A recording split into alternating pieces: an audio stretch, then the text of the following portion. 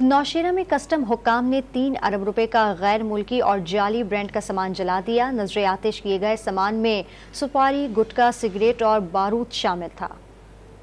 Custom हुक्काम ने मुख्तलिफ कार्रवाइयों के दौरान 3 अरब रुपए की गैर मुल्की और जहली ब्रांड सामान नौशेरा अजाखिल के मकाम पर जला दिया। पकड़े गए सामान में सफारी, गुटखा, सिगरेट और बारूद शामिल था। सामान में 1,29,000 किलोग्राम सफारी और करोड़ से जायद कीमती सिगरेट शामिल था।